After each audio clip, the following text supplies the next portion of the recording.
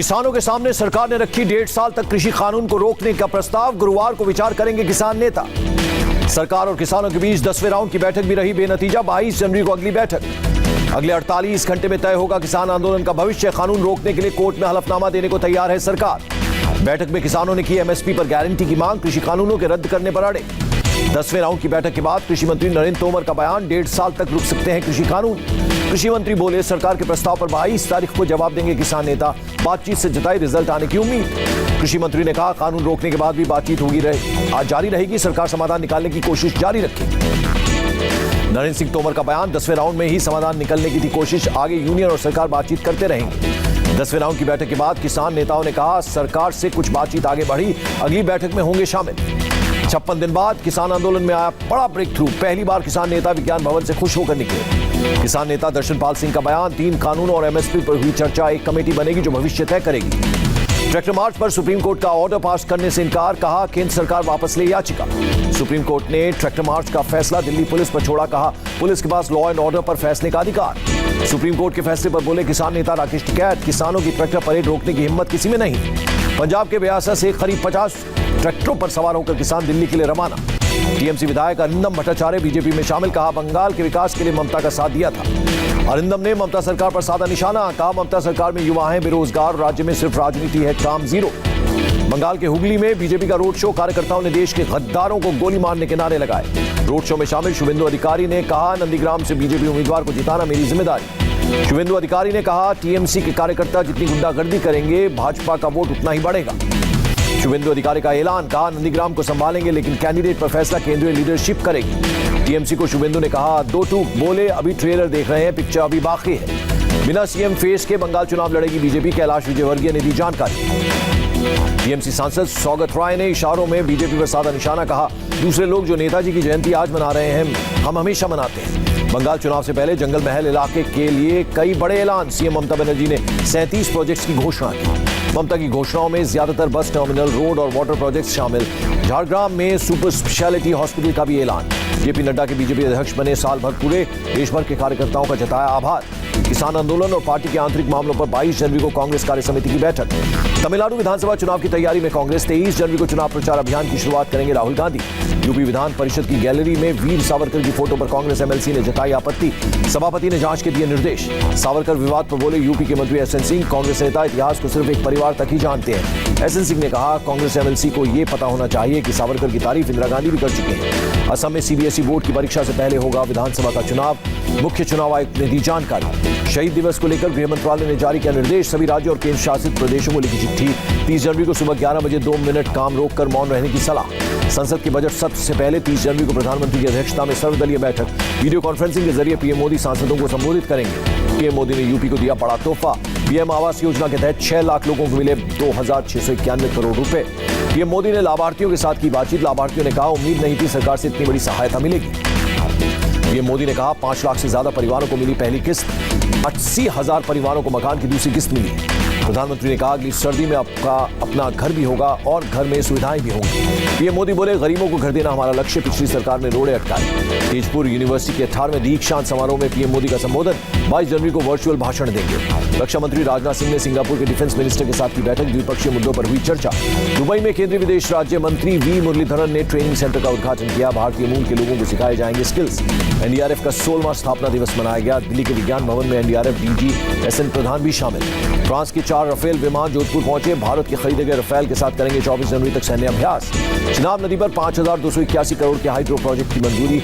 850 megawatt का है project. Jammu Kashmir में एलजी मनोज सिन्हा का बयान, सीमा पार से जारी सोशल मीडिया के प्रभावों को तकनीक से रोकने की जरूरत। घूसखोरी केस में सीबीआई ने अपने ही डिपार्टमेंट के एक डीएसपी इंस्पेक्टर और एक वकील को गिरफ्तार किया।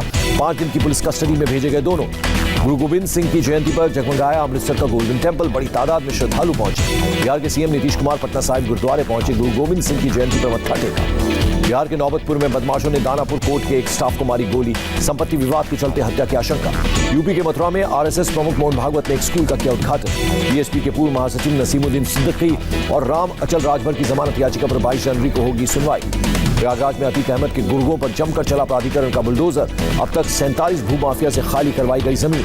ग्रीन बेल्ट एरिया में अतिक्रमण पर एनजीटी सख्त, यूपी सरकार को सख्त कार्रवाई का आदेश। दिल्ली का एयर क्वालिटी इंडेक्स 283 अंकों के साथ पुअर कैटेगरी में पहुंचा। दिल्ली में बढ़ रहा है बर्ड फ्लू का खतरा। 6 से 20 जनवरी के बीच 1216 से अधिक पक्षियों की मौत। अब तक 7,86,842 लोगों को लगाया जा चुका है कोरोना का टीका। बुधवार को 1,12,000 से ज्यादा टीके लगे। भारत से मालदीव और भूटान पहुंची कोरोना वैक्सीन की पहली खेप। भूटान ने जताया आभार। देश में बीते 24 घंटे में कोरोना से 13,823 लोग संक्रमित, 162 लोगों की मौत। देश भर में कोरोना के 1,97,000 से ज्यादा एक्टिव केस। अब तक कोरोना से 1.5 लाख से ज्यादा की मौत। महाराष्ट्र में कोरोना के 3,015 मामले, 59 और मरीजों की मौत।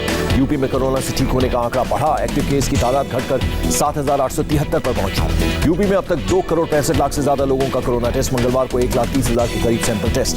केरल में बीते 24 घंटे में कोरोना से 6,815 लोग संक्रमित। राज्य में कोरोना के 69,693 एक्टिव केस। ओडिशा सरकार का राज्य के प्राइवेट स्कूलों को निर्देश, लॉकडाउन के दौरान की स्कूल फी माफ की जाए। दुनिया में कोरोना के मरीजों की तादाद 9 करोड़ 67 लाख के पार। अब तक 20,68,000 की मौत। यूके के कोरोना स्ट्रेन से अब तक 60 देश प्रभावित। 23 देशों में पहुंचा दक्षिण अफ्रीका का स्ट्रेन। ऑस्ट्रेलियन ओपन से जुड़े 3 और लोग कोरोना पॉजिटिव। अब तक 10 लोगों में हो चुकी है संक्रमण की पुष्टि। स्पेन में एक हेल्थ सर्वे ने बढ़ाई टेंशन। 9,000 में से 28% हेल्थ वर्कर डिप्रेशन और मेंटल हेल्थ डिसऑर्डर के शिकार। जर्मनी में रुकने का नाम नहीं ले रहा कोरोना। 14 फरवरी तक बढ़ाया गया लॉकडाउन। इंडोनेशिया के बाली में मास्क नहीं पहनने पर विदेशी पर्यटकों से लगवाए गए पुशअप्स, वीडियो वायरल। अमेरिका के 45वें राष्ट्रपति डोनाल्ड ट्रंप ने वाशिंगटन डीसी को अलविदा कहा। फ्लोरिडा में रहेंगे ट्रंप। फ्लोरिडा में 20 एकड़ में बना है ट्रंप का आलीशान बंगला। कारोबारी के तौर पर न्यूयॉर्क में रहेंगे ट्रंप। विदाई भाषण में ट्रंप का बड़ा बयान, कहा किसी न किसी रूप में वापस आऊंगा। ट्रंप ने फ्लोरिडा रवाना होने से पहले अपने कामकाज गिनाए। कोरोना काल और टैक्स कटौती का किया जिक्र। ट्रंप बोले कोरोना ने अमेरिका को पूरी तरह प्रभावित किया, लेकिन 9 महीने में वैक्सीन बनाने का चमत्कार कर दिखाया। 46वें राष्ट्रपति के शपथ ग्रहण के लिए तैयार अमेरिका। कुछ ही घंटों में शपथ लेंगे डेमोक्रेटिक नेता जो बाइडेन। राष्ट्रपति पद की शपथ लेने से पहले जो बाइडेन का ट्वीट, अमेरिका के लिए बताया एक नया दिन। शपथ ग्रहण समारोह के लिए पानी के रास्तों पर भी सुरक्षाकर्मी मुस्तैद, नावों के जरिए पेट्रोलिंग। जो बाइडेन को चीफ जस्टिस जॉन रॉबर्ट्स दिलाएंगे शपथ। 127 साल पुरानी बाइबल पर हाथ रखकर लेंगे शपथ। भारतीय मूल के अमेरिकी विनय रेड्डी ने लिखी जो बाइडेन की स्पीच। व्हाइट हाउस के स्पीच डायरेक्टर हैं विनय रेड्डी। यूरोपीय संघ के कुछ अधिकारी ने बाइडेन की शपथ ग्रहण पर जताई खुशी, कहा व्हाइट हाउस में यूरोप का एक दोस्त है। कार्यकाल के आखिरी दिन डोनाल्ड ट्रंप ने 73 लोगों को माफी दी। पूर्व मुख्य रणनीतिकार स्टीव बैनन का भी नाम शामिल। वीगर मुसलमानों के नरसंहार वाले अमेरिकी आरोप पर चीन की सफाई। पॉम्पियो के बयान को बताया रद्दी कागज का टुकड़ा। सऊदी अरब से रिश्ते सुलझाने की कोशिश कर रहा है पाकिस्तान। लेफ्टिनेंट जनरल बिलाल अकबर को बनाया नया दूत। इंडोनेशिया के राष्ट्रपति ने हादसे के शिकार हुए विमान का मलबा देखा, कहा सभी पीड़ित परिवार को मिलेगा मुआवजा। ट्यूनीशिया में टेंशन 1 हफ्ते से जारी। प्रधानमंत्री के राष्ट्रीय भाषण के बाद पुलिस और लोगों में झड़प। स्पेन की राजधानी मैड्रिड में धमाका, मकान से उठता दिखा धुआं। चीन के वैज्ञानिकों ने एंटी एजिंग फॉर्मूला तैयार करने का किया दावा। बढ़ती उम्र को रोकेगी जीन थेरेपी। कैलिफोर्निया में तूफान ने मचाई तबाही। ट्रक पलटे, पेड़ उखड़े। जंगलों में 13 जगहों पर आग भी भड़की। केंद्र सरकार ने फिर से स्टार्टअप काउंसिल का गठन किया। 28 अनाधिकारिक सदस्यों का नामांकन। सुप्रीम कोर्ट ने सेंट्रल इलेक्ट्रिसिटी रेगुलेटरी बोर्ड को फिर से कामकाज करने की इजाजत दी। 174 रिजर्व केसों का होगा निपटारा। सोने की कीमत में 347 रुपए की उछाल। चांदी में 606 रुपए की तेजी। अमेरिकी डॉलर के मुकाबले 12 पैसे मजबूत हुआ रुपया। $1 की कीमत 73 रुपए 5 पैसे रही।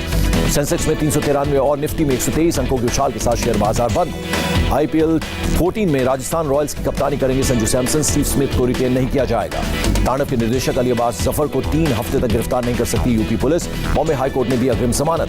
तांडव के खिलाफ मुंबई के घाटकोपर में बीजेपी ने दर्ज कराया केस। डायरेक्टर, प्रोड्यूसर समेत कई लोगों पर FIR। और सयानी गुप्ता की शॉर्ट फिल्म शेमलेस को ऑस्कर अवार्ड के लिए किया गया नॉमिनेट। और क्या किसानों